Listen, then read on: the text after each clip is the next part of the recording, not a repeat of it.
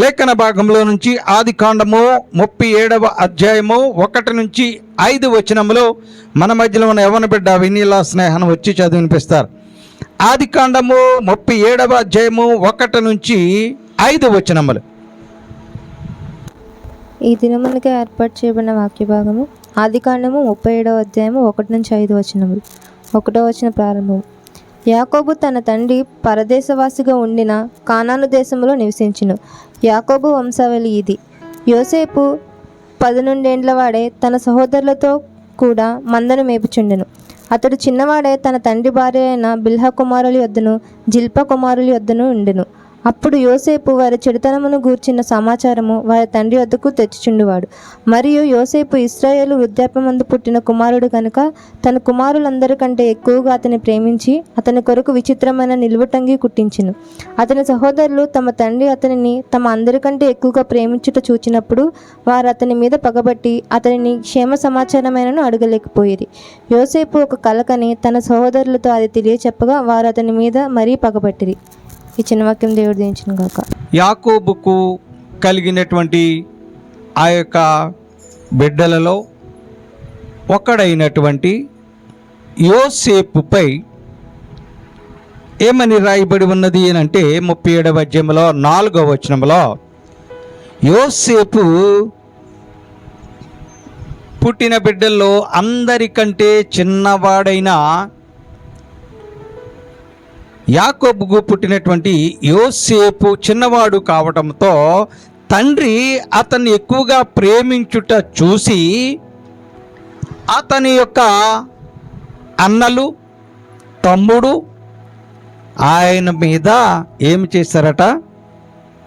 ఏమని రాయబడి ఉన్నది? 4వ వచనం చదవండి. ఏమని రాసి ఉన్నది? అది చూసి తండ్రి అధికముగా చిన్నవాడిని ప్రేమించుట చూసి పగబట్టారట.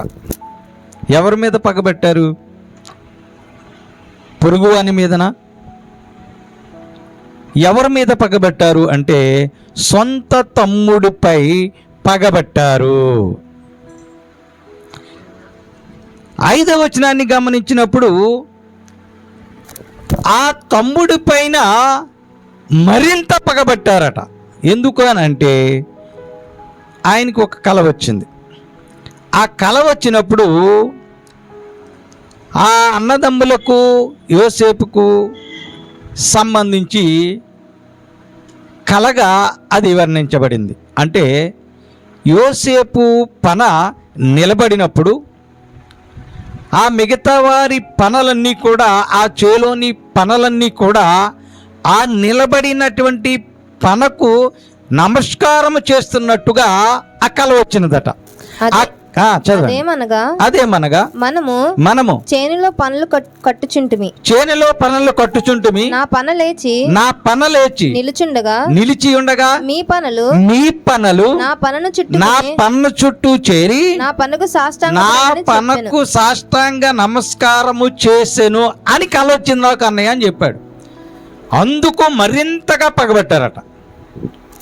ఏం చేశారు? పగబట్టారు. ఎవరి మీద? తమ్ముడి మీద.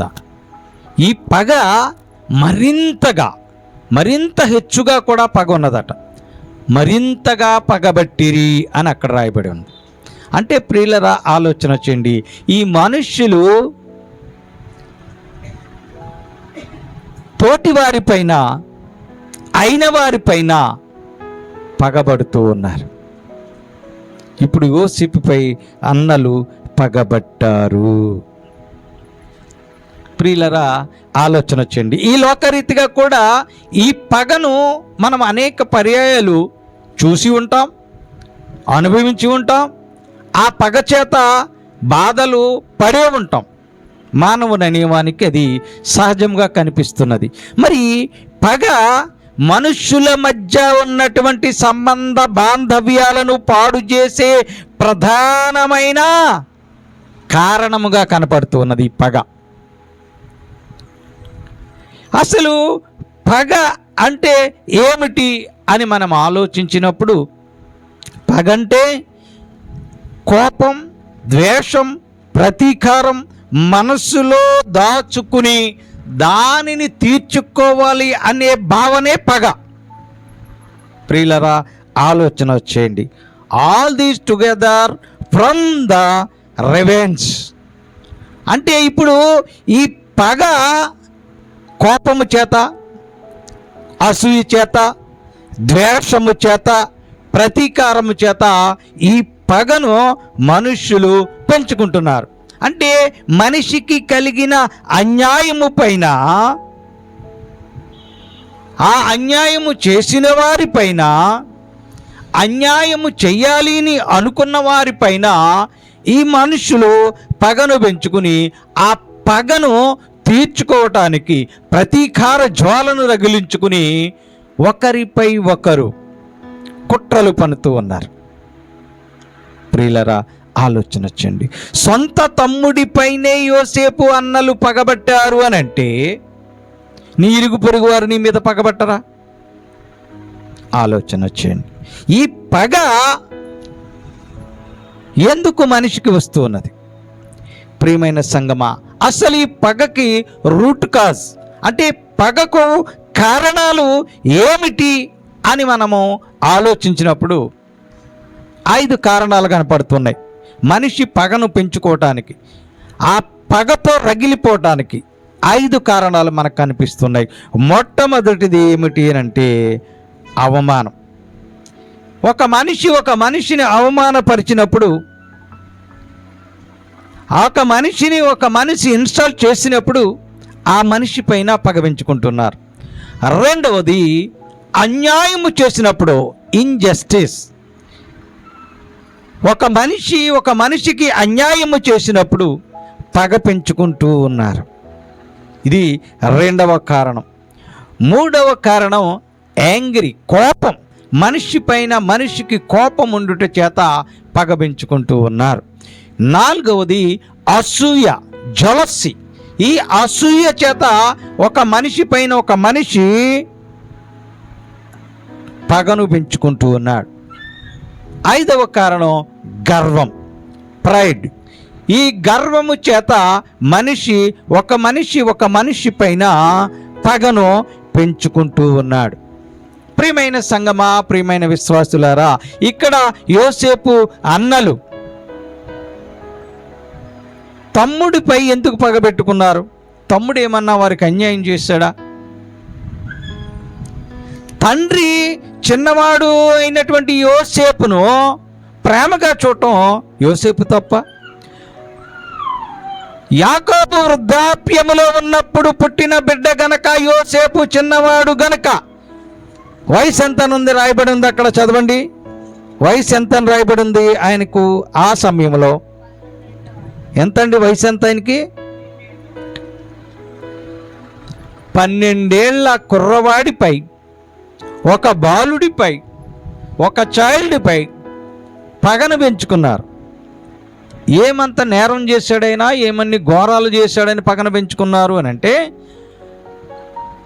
ఒక విచిత్రమైన నిలువుటంగిని తండ్రి ఆ కుమారుడికి కుట్టించి ప్రేమగా చూసుకుంటున్నందుకు అన్నలు పగబెట్టారు. అన్నయ్య, నాకు ఇలాంటి కల వచ్చిందిరా, మనము చేలో పనులు ఏరుతున్నామంట, ఏరుతున్నప్పుడు నా పన నిలబడుందిరా అనయ్య, మీ పనులు నా చుట్టూ చేరి నమస్కరిస్తున్నీరా అని చెప్పాడట. అందుకు మరింత పగబెట్టారట. అరేరే, అంటే నువ్వు పెద్ద వీరుడువా? నీ పని ఒకటి నిలబడి ఉంటే మేము నీకు నమస్కారం చేయాలి, నువ్వు బొడ్డోడు, నువ్వు చిన్నోడు, నీకు మేము నమస్కారం చేశామా అని ఏం చేశారంట? మరింత పగబట్టారట. ప్రియులరా, ఆలోచన వచ్చేయండి. సామెతల గ్రంథంలో 10వ అధ్యాయంలో ఒక మాటను మనము చూడగలుగుతూ ఉన్నాం. 12వ వచనం చదవండి. ఆ పగ ఏం చేస్తుందండి? పగ కలహమును రేపును అని రాయబడి ఉంది. అంటే ఇప్పుడు ఈ పగ చేత మనుష్యులు కలహాలు పెట్టుకుంటున్నారు. ఈ మనుష్యులు ఈ పగ చేత రగిలిపోయి ఎదుటవారిని ఇబ్బంది పెట్టి వీరు ఆపదలో పడిపోతూ ఉన్నారు. ఇప్పుడు ఈ యొక్క యోసేపు అన్నలు పగబట్టారు కదా, ఈ పగబట్టిన వారు ఏమి చేశారు అని అంటే 18వ వచనంలో చూస్తాం మనం. ఏం చేశారు వీరు అన్నలు? ఏమి చేశారు అని అంటే, అతడు దగ్గరకు రాకమునిపే దూరము నుండి చూసి అతనిని చంపుటకు దురాలోచన చేశారు. ఎవరిని? తమ్ముడిని. ఎందుకు? ఒక మనిషిని చంపాలని ఎందుకు ఆలోచిస్తున్నాడంటే పగ. ఇప్పుడు ఈ యోసేపు గారి యొక్క అన్నలు పగబట్టిన కారణము చేత ఏం చేశారు? ఇప్పుడు చంపాలి తమ్ముడిని అని దురాలోచన చేశారు. అంటే ఇప్పుడు పగ ఎంత పీక్ చేసుకెళ్ళిపోతుందంటే, ఆ పగ చేత ఒక మనిషిని చంపాలనేటువంటి దురాలోచనకి దారితీస్తుంది. ఏమిటది? పగ. ఈ పగ ఉండుట చేత ఈ మనిషి మనసులో పగ పెంచుకోవట చేత మనిషి 5 రకాల పతనాలు కోరుకుంటూ ఉన్నాడు. 5 రకాలుగా మనిషి పడిపోతూ ఉన్నాడు. పగతో రగిలిపోతూ పతనపు అంచులో జారిపోతున్నాడు. ఈ పగ చేత మొట్టమొదటిగా ఆత్మీయంగా నష్టపోతూ ఉన్నాడు, పతనమైపోతున్నాడు. ఆయన ఆత్మీయ జీవితం నష్టపోతూ ఉన్నది, స్పిరిచువల్ డ్యామేజ్ వస్తూ ఉన్నది. ఎందుచేత అని ఆలోచించినప్పుడు 1 యోహాను పత్రికలో 4వ అధ్యాయం 20వ వచనంలో చూస్తాం. తన సహోదరుని ప్రేమించలేనివాడు, తన సహోదరుని మీద పగ పెంచుకునేవాడు, తన సహోదరుని ద్వేషించేవాడు దేవునికి ఇష్టుడు కాదు. వాడు దేవుణ్ణి ప్రేమించలేడు. కాబట్టి వాడు ఆత్మీయ జీవితంలో పడిపోతున్నాడు, పతనమైపోతూ ఉన్నాడు. మొట్టమొదటి నష్టం ఏమిటో తెలుసా? మనిషికి ఉండేటువంటి పగ వల్ల వాని ఆత్మీయ జీవితము పతనమైపోతూ ఉన్నది. ప్రియులారా గమనించండి. రెండవది, ఈ మనుష్యులు మనసులో పగ పెంచుకొనుట చేత మనశ్శాంతి కోల్పోతుంటారు. Loss of peace of mind. వారి మనసులో అలజడి, నన్ను ఇలాగ అంటాడా, నన్ను ఇలా చేస్తాడా అని ఆ మానసికంగా కృంగిపోయి నేనేమైనా అతన్ని ఏదోటి చేయాలి, నేనేమైనా ఆమెను ఏదోటి చేయాలనేటువంటి దురాలోచనలో పడిపోతాడు. అలాగే యోసేపు అన్నలు యోసేపును చంపాలని దురాలోచన చేశారు. అది మంచి ఆలోచన కాదు. ఒక మనిషి చంపటం అనేది మహాపాపం. కానీ ఇక్కడ సొంత తమ్ముడినే చంపాలని దురాలోచన చేశారు. ప్రియమైన సంగమా, ఆలోచన చేయండి, పరిశీలన చేసుకోండి. మొట్టమొదటి నష్టము ఆత్మీయ జీవితము నష్టపోతారు. రెండవది మనశ్శాంతిని కోల్పోతారు. వారికి ప్రశాంతత ఉండదు, వారి మనస్సులో ప్రశాంతత కనపడదు. ఈ పగ చేత రగిలిపోతూ ఉంటారు. ఎప్పుడు దొరుకుతాడు, ఎప్పుడు ఏం చేద్దాము అనే ఆలోచనతోటే బ్రతుకుతాడు. తన సొంత పనులు కూడా చేసుకోలేడు, ఇక మనశ్శాంతి లేకుండా బ్రతుకుతాడు. ఇది రెండవ నష్టము. మూడవ నష్టము, ఈ పగ చేత బ్రోకెన్ రిలేషన్షిప్, అంటే సంబంధ బాంధవ్యాలు తెగిపోతాయి. కుటుంబాల్లో సంబంధాలు తెగిపోతున్నాయి, స్నేహాల్లో సంబంధాలు తెగిపోతున్నాయి. అంటే ఈ పగ వల్ల ఏమవుతుందంటే కుటుంబాలు విడిపోతున్నాయి. నా సొంత వాడ ఇండి నన్ను ఇంత పగబట్టినందుకు నేనెందుకు వెళ్ళాలి అక్కడికి అనేటువంటి ఆలోచనతో సంబంధ బాంధవ్యాలు తెగిపోతూ ఉన్నవి. దేని కారణము చేతంటే పగ చేత. నాలుగో కారణము, పాపములో పడిపోతున్నారు. ఈ పగ చేత, ఈ పగ పెరుగుట వల్ల మాటలు, విస్తారమైన మాటలు మాట్లాడటం వల్ల సామెతల గ్రంథంలో చూస్తాం, విస్తారమైన మాటల్లో దోషము దొరలక మానదట. అంటే ఏమిటి? నువ్వు అదే పనిగా మాట్లాడుంటే నోట్లో నుంచి ఏవో తప్పులు వస్తుంటాయి, బూతులు వస్తుంటాయి, లేకపోతే ఆమె అలా చేసింది, ఇతను ఇలా చేశాడు అని ఆ మాటలు మాట్లాడటం వల్ల నన్ను అంత మాట అంటదా, ఈ మిల్లు ఆమె చెప్పిద్ది, లేకపోతే ఇతను ఇల్లు అతను చెప్తాడు, నన్ను అంత మాట అంటారని పగ పెంచుకుంటున్నారు. ఈ పగ పెంచుకుని ఏమి చేస్తున్నారు? ఎప్పుడు దారిదో కాసి కొట్టేద్దామో లేకపోతే చంపేద్దాం అనేటువంటి ఆలోచనతో పాపం వైపు వెళ్ళిపోతూ ఉన్నారు. దానికి కారణము పగ. ఇది 4వ కారణం. 5వ కారణము ఏమిటి అంటే మానసిక ఒత్తిడి.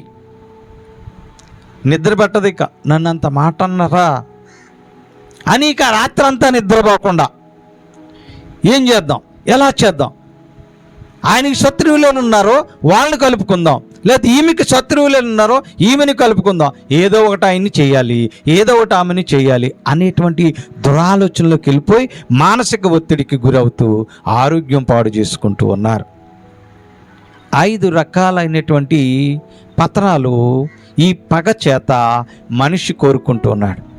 పడిపోతున్నాడు, పగతో రగిలిపోతున్నాడు, పతనపు అంచు నుంచి పడిపోతూ ఉన్నాడు. ఈ పగ ఎవరికైతే ఉంటుందో వారు పతనాన్ని కోరుకున్నట్టే. ప్రియమైన సంగమా, నిజంగా కోరుకుంటున్నారా? వారు పగ చేత పతనమైపోతారా అని అంటే వాక్యము స్పష్టంగా రూఢిగా చెప్తుంది, ఎవరైతే పతనము అవుతున్నారు అంటే వారు పగ చేత పాడైపోతున్నారేమో. కాబట్టి మనిషికి పగ ఉండకూడదు అని వాక్యము మాట్లాడుతూ ఉన్నది. రోమపత్రిక 12వ అధ్యాయం 19వ వచనం ఒకసారి మనం చదువుదాం. రోమపత్రిక 12వ అధ్యాయం 19వ వచనం చదవండి, మైక్లో చదవండి. రోమపత్రిక 12వ అధ్యాయము 18వ వచనం తీయాలి త్వరితంగా చదవండి.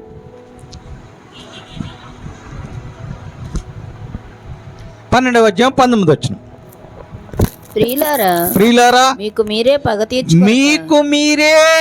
పగ తీర్చుకోవద్దు, దేవుని ఉగ్రతకు చోటియుడి. పగ తీర్చుట నా పని, నేనే ప్రతిఫలమును ఇత్తును అని ప్రభువు చెప్పుచున్నాడని రాయబడి ఉన్నది కదా. మరి నీవెందుకు పగతో రగిలిపోతున్నావు? ఏమంత తప్పు చేశాడని, ఏమంత ఘోరమైన నేరాలు చేశాడని యోసేపుపై అన్నలు పగబట్టారు. నీ అన్నగారు నీపై పగబట్టాడేమో, నీ చెల్లెలు నీపై పగబట్టిందేమో, మీ అత్తగారు నీపై పగబట్టిందేమో, నీ బంధువులు నీపై పగబట్టారేమో. ఎందుకు పగబట్టారు? నువ్వేమైనా తప్పు చేశావా? నువ్వేమీ చేయకుండానే వారు పగబట్టారా? ఒకవేళ వారు పగబడితే నీ మీద వారు రివెంజ్ తీర్చుకోవాలనే ఆలోచనతో వారు ఉన్నట్లయితే, నీకు తెలిసినట్లయితే అది దేవునికి అప్పగించాలి. అంతే తప్ప నీవు నన్ను ఇంత మాట అంటాడా, నా మీద ఇలా పగబడతాడా, నేనేమైనా ఆయనంతు చూస్తానని ఆలోచన నీలో ఉండకూడదు. దేవుని వాక్యం సెలవిస్తున్నది, ప్రియులారా మీకు మీరే పగ తీర్చుకుంటారా? పగ తీర్చేవాడు నేనున్నాను కదా అంటున్నాడు దేవుడు. ఒకవేళ నీపై ఎవరైనా పగబట్టినప్పుడు, నిన్ను అనేక విధాలుగా నీకు అన్యాయం చేసినప్పుడు, నిన్ను దూషించినప్పుడు, నిన్ను ద్వేషించినప్పుడు నువ్వు ఆయన పైన పగబెట్టుకునే అవసరం లేదు. దేవుడే చూసుకుంటాడని అప్పగించాలి. ప్రియులారా ఆలోచన చేయండి. 200 మంది సమక్షంలో ఒక వ్యక్తి నన్ను ఘోరముగా దూషిస్తూ మాట్లాడాడు. అందరూ అన్నారు, ఏమిటండి మీరు మాట్లాడటం లేదు అన్నారు. ఇంకొక ఆయన అయితే ఇండైరెక్ట్గా, నీలో మరి చీము నెత్తులు లేదు, నువ్వు అందుకే మాట్లాడలేదు అన్నట్టుగా ఇండైరెక్ట్గా నన్ను అన్నారు. అననివ్వండి, ఆయన అనటం వల్ల మనకేమీ నష్టం లేదు.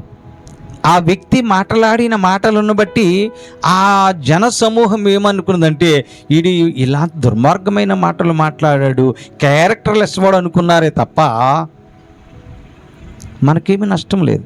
అలాగని మనల్ని దూషించారని ద్వేషించారని పగ పెంచుకోకూడదు, దేవునికి అప్పగించాలి. ఒక మాట అన్నంత వల్ల నీకేమీ చిల్లిపడదు, ఒక మాట అనటం వల్ల నీకేమీ నష్టం జరగదు. దేవునికి అప్పగించాలి, దేవుడే చూసుకుంటాడు. ఇప్పుడు ఆ 200 మంది సమక్షంలో నన్ను దూషించి ద్వేషించి మరి అవమానపరంగా మాట్లాడిన వారికి ఏమి జరిగిందో వారి అంతరాత్మకే తెలుసు. కాబట్టి అలాగన్నారని, అలా ఏదో చెప్పారని, దూషించారని, అవమానపరిచారని మన పగ పెంచుకోకూడదు. దేవుని వాక్యము తెలిసిన వారెవ్వరూ కూడా అలా పగ పెంచుకోకూడదు. దేవునికి అప్పగించండి, అంతే, దేవుడే చూసుకుంటాడు. ఆయన అంటున్నాడుగా, పగ తీర్చుట నీ వంతు కాదు, ఆ పగ తీర్చుట నా వంతు, నేనే ప్రతిఫలము ఇస్తాను. నిన్నెవరన్నా అవమానించారా, దూషించారా, దేవునికి అప్పగించు. ప్రతిఫలం ఎవరిస్తారు? ఇప్పుడు దేవుడు ఇస్తాడు అని రోమాపత్రిక 12:19 స్పష్టంగా రాయబడినది. ప్రియులారా, మీకు మీరే పగ తీర్చుకోనక దేవుని ఉగ్రతకు చోటియుడి. పగ తీర్చుట నా పని, నేనే ప్రతిఫలము ఇత్తును అని ప్రభువు చెప్పుచున్నాడు అని రాయబడింది. కాబట్టి మనము పగలు ప్రతీకారాలు పెంచుకుని పతనము అంచులోనికి పడిపోకూడదు, పతనమైపోకూడదు. నీ ఆత్మీయ జీవితంలో పతనం కాకూడదు. నీ శారీరకంగా నీవు అనారోగ్యాలు తెచ్చుకోకూడదు పగ చేత. నీవు నీ బంధుత్వాల్ని, నీ యొక్క కుటుంబ సంబంధాల్ని పాడు చేసుకోకూడదు పగ చేత. ఇప్పుడు ఈ తమ్ముడు అయిన 12 ఏళ్ల కుర్రవాడిని, బాలుడిని తీసుకువెళ్ళి వారు చంపాలనుకున్నారు పగ చేత. పెద్దవాడు అన్నాడు, అన్నగారు రూబేను, అరే చంపటం వద్దురా, ఎందుకు చంపటం, ఆ గోతులో పాడేద్దాం. గోతులో పాడేసిన తర్వాత ఒకవేళ నాన్నగారు అడిగారు అనుకో, ఏ దుష్టముఖమో సింహమో పులో తినేసింది అని చెప్దాము. అందుచేత వాడి చొక్కాయి చింపేసి తీసేసి దాన్ని ఒక మరి గొర్రె పిల్లను చంపే రక్తంతో తడిపి తమ్ముడిని ఎలుకబంటు లేకపోతే సింహము లేకపోతే ఆ పులో తినేసిందని చెప్దాము అన్నాడు రూబెన్. సరే అన్నీ చెప్పింది బాగానే ఉందని తీసుకెళ్ళి గోతులో పడేశారు. గోతులో పడేసాక మళ్ళీ వీరికి ఇంకొక ఆలోచన వచ్చింది. అందులో 37వ అధ్యాయంలో మనము చూసినప్పుడు 24వ వచనంలో మనకు కనపడుతూ ఉన్నది. 23 యోసేపు తన సహోదరుల యొద్దకు వచ్చినప్పుడు వారు యోసేపు అంగీని అతడు తొడుగుకొని ఉండిన విచిత్రమైన నిలువుటంగీని తీసివేసి అతన్ని పట్టుకొని గుంటలో పడదోసిరి. ఈ గుంటలో పడదేసిన తర్వాత మళ్ళీ ఆలోచన వచ్చింది వాళ్ళకి. ఇప్పుడు ఇందులో పాడేసాం, అందులో పడిపోయి ఉంటాడు, మనకేంటి ఉపయోగం? కాబట్టి వాడిని బయటకు తీసి అమ్మేద్దాము అనే ఆలోచన చేసి 28వ అధ్యాయంలో మనము చూసినప్పుడు ఆ యొక్క ఈ యోసేపును గోతులో నుంచి బయటకు తీసి వారు ఆ గుంటలో నుండి యోసేపును పైకి తీసి ఆ ఇష్మాయేలీలకు 20 తులముల వెండికి అమ్మి వేశారండి. ఎంతండి? 20 తులాల వెండికి అమ్మేశారు. ఎవరిని? తమ్ముడిని. ఎందుకు ఇదంతా జరిగిందంటే తమ్ముడిపై పగబెట్టారు, మరింత పగబెట్టారు, చంపాలని దురాలోచన చేశారు. చివరికి తీసుకెళ్ళి గోతులో పడేసి గోతులో నుంచి తీసి మళ్ళీ అమ్మేశారు. ప్రియులరా, ఆలోచన చేయండి. అంటే ఈ యొక్క పగ మనిషిని ఎంత దిగజార్చి వేస్తున్నదో ఈ ఉదంతం మనకి సూచన చేస్తూ ఉన్నది ప్రియులారా. కాబట్టి పగ అనేది మనిషికి మంచిది కాదు. నీకు అన్యాయం జరిగినా, నీకు అవమానం జరిగినా, నిన్ను దూషించినా, నిన్ను ద్వేషించినా, నిన్ను పాడు చేయాలని ప్రయత్నాలు చేస్తున్నా నువ్వు పగబెట్టుకోకూడదు. ఎందుకు పెట్టుకోకూడదో వాక్యంలో రాయబడి ఉన్నది ప్రియులారా. కీర్తనల గ్రంథము 10వ అధ్యాయం 14వ వచనంలో ఎందుకు మనిషి పగబెట్టుకోకూడదో రాయబడి ఉన్నది. చదవండి. కీర్తనల గ్రంథము 10వ అధ్యాయం 14వ వచనం చదవండి. నీవు ప్రతీకారము చేయుటకై నీవు దేన్ని చూస్తున్నావు? పగని. ఎవరైతే పగతో ఉన్నారో వారు ఏం చేస్తున్నారు అని దేవుడు చూస్తున్నాడట. నీవు పైకి పగ ఉన్నట్టు లేకపోయినప్పటికీ కూడా పైకి ఆప్యాయంగా నవ్వుతూ కడుపులో కత్తులు పెట్టుకుని మాట్లాడుతున్నప్పటికీ కూడా దేవుడు ఏం చేస్తున్నాడు? హృదయ రహస్యములు ఎరిగిన దేవుడు నీవు పగ పెంచుకున్న తీరును, పగతో నీవు చేస్తున్న పనిని, ఆ పగ తీర్చుకోవటానికి నీవు అవలంబిస్తున్న విధానాన్ని దేవుడు చూస్తున్నాడట. కాబట్టి నన్నెవరూ చూడటం లేదు, నన్నెవరూ గమనించటం లేదు అనేటువంటి అనాలోచితంగా ఉండవద్దు. దేవుడు చూస్తున్నాడు. పగ పెంచుకోవద్దు. పగ పెంచుకుంటే ఆ పగ చేత నీవు పతనమైపోతామే కాదు, కానీ ఆ పగ నీ మీదకి, నీ కుటుంబం మీదకి, నీ బిడ్డల మీదకి వస్తూ ఉన్నది. కాబట్టి పగ అనేది మనిషికి తగదు. కాబట్టి పగను ఎవరు కూడా పెంచుకోవద్దు. ఎందుకు? దేవుడు చూస్తున్నాడు. నీవు దీనిని చూచి ఉన్నావు కదా, వారికి ప్రతీకారము చేయుటకై నీవు చోటును పగను కనిపెట్టుచున్నావు అని దావీదు గారు అంటున్నాడు. దేవుడితో చెప్తున్నాడు, నీవు ఎవరైనా పగతో రగిలిపోతా నువ్వు చూస్తున్నావు కదా అని అంటున్నాడు. అంటే ఇప్పుడు పగ పెంచుకుంటున్న వారిని దేవుడు చూస్తున్నాడు. కాబట్టి పగ మంచిది కాదు, పగతో రగిలిపోవటం తగదు అని దేవుని వాక్యము రూఢిగా స్పష్టంగా మనందరితో మాట్లాడుతూ ఉన్నది. ప్రియులరా, ఈ యేసు కృపావాక్కు వింటున్న ప్రతి ఒక్కరూ ఆలోచన చేయండి. ఎవరు కూడా మీ మనస్సుల్లో పగ అనేది ఉంచుకోవద్దు. దేవుని వాక్యం సెలవిస్తున్నది నీ పొరుగువారిని ప్రేమించాలని. ఆ పొరుగువారిని తిట్టారని పగ పెంచుకోవద్దు, వారిని ప్రేమించు. అది యేసుక్రీస్తు ప్రభువు శిలువలో మనకి నేర్పినటువంటి ఆ యొక్క మాదిరి. తనని కొట్టి తిట్టి అవమానించి ఉమ్మేసి తన్నినటువంటి వారిని క్షమించమనేది ప్రార్థన చేశాడు యేసుక్రీస్తు ప్రభు. అట్టి రీతిగా ఒకవేళ మీ బంధువులు కానీ, స్నేహితులు కానీ, ఇరుగువారు కానీ, పొరుగువారు కానీ, మీ ఇంటి ముందువారు కానీ, ఇంటి వెనకవారు కానీ మిమ్ములను దూషించినా, ద్వేషించినా, తిట్టినా వారిని క్షమించి వారి కొరకు ప్రార్థన చేయండి. పగను మాత్రం పెంచుకోవద్దు. ఎందుకు పెంచుకోవద్దు? ఒకవేళ పగను నీవు పెంచుకున్నట్లయితే, ఆ పగతో నీవు రగిలిపోతున్నట్లయితే దేవుని వాక్యం చెబుతున్నది ద్వితీయోపదేశకాండం 32వ అధ్యాయం 33వ వచనంలో ఏమని అనంటే, చూడండి ఒకసారి, ద్వితీయోపదేశకాండము 32వ అధ్యాయం 35వ వచనం చదవండి. ద్వితీయోపదేశకాండం 32వ అధ్యాయం 35వ వచనం, వారు కాలు జారు కాలమున పగ తీర్చుటయు ప్రతిఫలమిచ్చుటయు నావే, వారికి ఆపద్దినము సమీపిస్తున్నది, వారి గతి త్వరగా వచ్చును, వారికి ఆధారము లేకపోవును. ఎవరికి తెలుసా? పగతో రగిలిపోయేవారికి. వారి కాలం త్వరగా ముగిసిపోద్దట. కాలం త్వరగా ముగిసిపోవటం అంటే అర్ధాంతరంగా చచ్చిపోతారని అర్థం. దేవుడు ఇచ్చిన ఆయుష్ కంటే ముందే వెళ్ళిపోతారు. ఎందుకు తెలుసా? పగ చేత, ప్రతీకారం చేత పాపము చేస్తున్నారు గనక. ప్రియమైన విశ్వాసులారా, ఆలోచన చేయండి. వారు కాలు జారు కాలమున పగ తీర్చుటయు ప్రతిఫలమిచ్చుటయు నావే, వారి ఆపద్దినము సమీపిస్తున్నది. అంటే వారికి ఏమొస్తుంది? ఇప్పుడు పగతో రగిలిపోయేవారికి ఆపత్కాలం వస్తున్నది. వారికి ఏదో ఆపద రాబోతున్నది. పగ చేత వారు పతనమైపోతున్నారు. పగతో రగిలిపోయి పాపం చేస్తున్నారు కనుక వారికి ఏమవుతుందంట? ఆపద కాలం వస్తున్నది.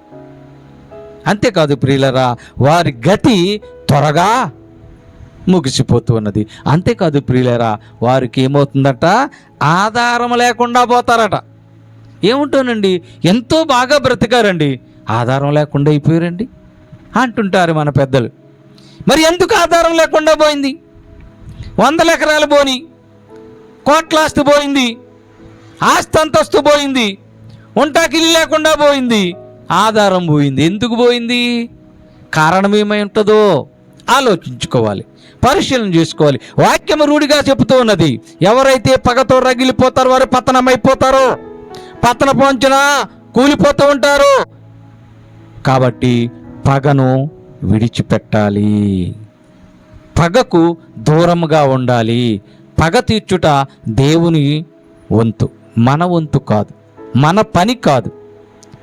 నీవు ఇబ్బందులు పడుతున్నప్పటికీ, నీవు కష్టాలు అనిపిస్తున్నప్పటికీ, వారి క్రియల వల్ల, వారు చేసిన దుష్క్రియల వల్ల, వారు చేసిన దురాలోచనల వల్ల ఒకవేళ నీవు ఇబ్బందులు పడుతున్నావేమో, కష్టాలు పడుతున్నావేమో, అవన్నీ దేవునికి అప్పగించాలి. దేవుడు చూసుకుంటాడు, ఆ పగను దేవుడే తీరుస్తాడు. కాబట్టి అలాంటి వారికి ఆపద్దినము రాబోతున్నది, పగచేత ఉన్న వారికి. అలాంటి వారి కాలము త్వరగా గతించిపోతూ ఉన్నది, అలాంటి వారికి ఆధారము లేకుండా పోతూ ఉన్నది అని వాక్యం హెచ్చరిక చేస్తూ ఉన్నది ప్రియులారా. కావున ఆలోచన చేయండి, పగతో ఎవరు ఉండొద్దు, పగ చేత ఎవరు బ్రతకొద్దు, పగను వదిలేయండి. వదలకపోతే ఏమవుద్ది? ఇప్పుడు యోసేపు గారి అన్నల పరిస్థితి మనకు తెలుసు కదా, వారు పగబట్టారు కదా. ఎప్పుడు పగబట్టారు? 12 ఏళ్ళప్పుడు పగబట్టారు. ఇప్పుడు 12 ఏళ్ళప్పుడు అమ్మేశారు యోసేపుని. ఇప్పుడు యోసేపు 35 ఏళ్ళకి ఈజిప్టుకి ప్రధానమంత్రి అయిపోయాడు. ఇప్పుడు వీళ్ళు ఉన్నటువంటి దేశంలో కరువు వచ్చింది, తినటానికి తిండి లేదు. అప్పుడు ఈ యొక్క తండ్రి, వృద్ధాప్యంలో ఉన్నటువంటి యోసేపు గారి తండ్రి వీళ్ళ అన్నగారులని అందరినీ కూడా ఏం చేశారు అనంటే, ఈజిప్టు ప్రధానమంత్రి గారు కరువులో ఉన్న వారికి ధాన్యం ఇస్తున్నాడంట, మనకి తిండి గింజలు లేవు కదా, వెళ్ళండిరా అని పంపించారు. ఆ పంపించినప్పుడు 42వ అధ్యాయంలో, ఆదికాండము 42వ అధ్యాయంలో మనకు కనిపిస్తూ ఉన్నది. ఆ పంపించినప్పుడు యోసేపు గారు 12 ఏళ్ళప్పుడు అమ్మేశారు కనుక తమ్ముడి యొక్క రూపురేఖలు వీళ్ళు గుర్తించలేదు. కానీ అన్నలను మాత్రం తమ్ముడు గుర్తించాడు. అయ్యో వీరు నా అన్నలు కదా అని వారిని అడుగుతాడు, మీరు ఎక్కడి నుంచి వచ్చారు? మరి మీకు ఒక తమ్ముడు ఉండాలేమో అని అడిగారు. ప్రియులరా, ఆలోచన వచ్చేయండి. సరే, ఆ యొక్క జరిగిన సంఘటన, జరిగిన ఉదంతాన్ని మనము అనేక పర్యాయాలు మనము ధ్యానించుకున్నాం. ఇప్పుడు ఈ యొక్క పగచేత రగిలిపోయిన అన్నల పరిస్థితి ఏమైందంటే, తమ్ముడు దగ్గరికి వెళ్ళి చేతులు కట్టుకుని వంగి నమస్కరించి తినటానికి తిండి గింజలమ్మని అడుక్కునే పరిస్థితి వచ్చింది. ఆలోచన చేయండి ప్రియులారా. చూడండి, లేఖన భాగంలో మనం పరిశీలించినప్పుడు ఆదికాండం 42వ అధ్యాయంలో 6వ వచనంలో మనం చూసినప్పుడు, అప్పుడు యోసేపు ఆ దేశమంతటి మీద అధికారి అయి ఉండెను. ఆ దేశ ప్రజలందరికీ ధాన్యం అమ్మకం చేస్తున్నాడు గనుక యోసేపు సహోదరులు వచ్చి ముఖమును నేలను మోపి అతనికి వందనములు చేసి, అయ్యా తింటాకు తిండి లేదయ్యా మాకు అని అడుక్కుంటున్నారు. ఎవరిని తెలుసా? పగబట్టినటువంటి తమ్ముడిని, తోచేసిన తమ్ముడిని, గెంటేసిన తమ్ముడిని అడుక్కుంటున్నారు. అలా దిగజారిపోతారు పగబట్టిన వారు. అందుచేతే దేవుడు చెబుతున్నాడు, పగచేత రగిలిపోయి పతనమైపోకుండా పగని దూరంగా పెట్టండి. మీ మనసులో పగ తీసేయండి, మీ కుటుంబంలో పగ తీసేయండి, మీ బంధువుల మధ్య పగ తీసేయండి అని దేవుని వాక్యము సెలవిస్తున్నది ప్రియులరా. ఇప్పుడు ఎలాగో వంగి వంగి నమస్కరిస్తున్నారు తమ్ముడికి. చంపేయాలనుకున్నారు కదా, దురాలోచన చేశారు కదా, గోతులో పడేస్తారు కదా, తీసుకుని అమ్మేసుకున్నారు కదా, ఆ డబ్బులు తీసుకుని, ఆ వెండిని తీసుకుని, ఆ దానిని ద్రవ్యముగా మార్చి వారు ఎంజాయ్ చేస్తుంటారేమో. కానీ ఇప్పుడేంటి పరిస్థితి అని ఆలోచించినప్పుడు తిండి గింజలు లేవు, ఆహారం లేదు. అదే దేవుని వాక్యంలో మనము చదువుకున్నాం, వారు కాలు జారు కాలము వచ్చును, వారి గతి అంతమైపోవును, వారికి ఆపద్దినము వచ్చును, వారికి ఆధారము లేకపోవును. ఇప్పుడు వీరికి తింటాక ఆధారం లేదు. ఇప్పుడు ఎవరికి? యోసేపు అన్నలకు. ఇప్పుడు ఆ పగతో పారేసి విసిరేసినటువంటి వాడే దిక్కయ్యాడు. గమనించండి ప్రియులారా. కానీ యోసేపు, ఎరా ఆ రోజున నన్ను మీరు గోతులో పడేశారు కదా, నన్ను అవమానించారు కదా, అమ్మేశారు కదా, నేను నీకు ఎందుకు ఇవ్వాలి తిండి గింజలు అని అనలేదు. అన్నా, మీరు చేసిన దానివల్ల దేవుడు నాకు మేలు చేశాడు. మీరు నన్ను అమ్మేసి ఉండకపోతే నేను మీతో పాటు అక్కడ గొర్రెలు కాచుకునేవాడిని. మీరు నన్ను పారేయకపోతే నేను మీతో పాటు ఇప్పుడు తిండి గింజలు కడుక్కునేవాడిని. ఇప్పుడు దేవుడు మీరు చేసిన దానిని బట్టి, మీరు పెంచుకున్న పగను బట్టి దేవుడు నన్ను ఆశీర్వదించాడు, దేవుడు నన్ను ఉన్నత స్థితిలో నిలబెట్టాడు అని వారికి తిండి గింజలు ఇచ్చాడు. ప్రియులారా గమనించండి, మరి ఏమైంది? పగతో రగిలిపోయిన వారి మీద అయినా ప్రతీకారం తీర్చుకోలేదు కదా. మరి నీకెందుకు ఈ పగ? ఎందుకు పగబడుతున్నారు? నీ అన్నదమ్ముల మీద, అక్కజనుల మీద, అన్నదమ్ముల మీద ఎందుకు ఈ పగతో రగిలిపోతున్నారు? పత్రమని కోరుకుంటున్న చేత మీరు పగను పెంచుకుంటున్నారేమో. చూడండి, కయీను సంగతి మనం ఆలోచించినప్పుడు ఆదికాండము 4వ అధ్యాయంలో కయీను తమ్ముడైన యోబేలుని చంపేశాడు. ఎందుకు చంపాడు? అకారణంగా. ఏం తప్పు చేశాడు తమ్ముడు? ఏమీ చేయలేదు. అయితే దేవుడు యోబేలు అర్పణను అంగీకరించాడు. ఇక్కడ కయీను అర్పణను దేవుడు అంగీకరించలేదు. అంటే అది తప్పెవరిది? యోబేలుది కాదు. అయినా కయీను ఏం చేశాడు? తమ్ముడు పైన పగబెట్టుకున్నాడు. ఈ పగబెట్టుకుని చంపేశాడు తమ్ముడిని అకారణంగా. తోడబుట్టిన వాడిని, ఏ నేరము చేయని వాడిని, ఏ పాపము చేయని వాడిని, మాట మాత్రం కూడా అన్నను ఎలాంటి దూషణ చేయని వాడిని తమ్ముడిని అకారణంగా చంపేశాడు. దేవుడు అడుగుతాడు, కయీను మీ తమ్ముడు ఎక్కడా అని అడుగుతాడు. తమ్ముడి దగ్గర నన్ను కాపలా పెట్టావా అని అడుగుతున్నాడు ఆయన. ఆదికాండం 4వ అధ్యాయంలో ఈ మాటలన్నీ మనకు కనపడుతుంటాయి. మరి ఎందుకు ఈ కయీను అనేటువంటి అతను తమ్ముని చంపేశాడంటే పగ. దేవుడు నా అర్పణ అంగీకరించకుండా వాడు అర్పణ అంగీకరిస్తాడా? దేవుడే స్వయంగా చెప్పాడు, యోబేలు అర్పణ హృదయపూర్వకంగా ఇచ్చాడు, నీవు దుర్మార్గతతో ఇచ్చావు కాబట్టి నీది నేను అంగీకరించలేదు, నీ తమ్ముడిది అంగీకరించాను. ఆలోచన చేయండి. మనము కూడా కానుకలు వేస్తుంటాం, అర్పణలు అర్పిస్తుంటాం, హృదయపూర్వకంగా ఇస్తున్నామా? అవి అయిపోతే బాగోదేమో, పాస్టర్ గారు ఏమని అనుకుంటారేమో, అలాగే ఇస్తున్నామా? దేవునికి హృదయపూర్వకంగా కానుకలు ఇస్తున్నామా? ఆలోచించాలి. నీవు ఇచ్చేటువంటి రూపాయో, 2 రూపాయలో, 10 రూపాయలో, 5 రూపాయలో నీవు హృదయపూర్వకంగా ఇస్తేనే దేవుడు అంగీకరిస్తాడు, మొక్కుబడిగా ఇస్తే కాదు. ఇక్కడ యోబేలు అట్టి రీతిగా హృదయపూర్వకమైనటువంటి కానుకిచ్చాడు కనుక దేవుడు అంగీకరించాడు. ఇప్పుడు పగచేత తమ్ముడిని చంపేసిన కయీను పరిస్థితి ఎలాగుందో తెలుసా? ఆదికాండంలో మనం చూస్తాం, కయీను ఏమైపోయాడంట? దేశదిమ్మరైపోయాడట. 4వ అధ్యాయం ఆదికాండం 12వ వచనంలో ఆ మాటలు ఉన్నాయి. దేవుడు శపించేశాడు, నీవింత పగబెట్టుకుంటావా? ఈ కయీను గారి యొక్క తల్లి ఎవరండి? కయీను తల్లి ఎవరండి? ఎవరో చెప్పట్లా. కయీను తల్లి ఎవరు? అయ్యయ్యో, కయీను తల్లి అవ్వమ్మ. అవ్వమ్మ కయీన్ని కన్న తర్వాత ఏముందో తెలుసా? దేవుని దయ వలన నేను ఒక మనుష్యుని సంపాదించుకున్న, కన్నని అనలేదు అక్కడ. ఎవరిని సంపాదించింది?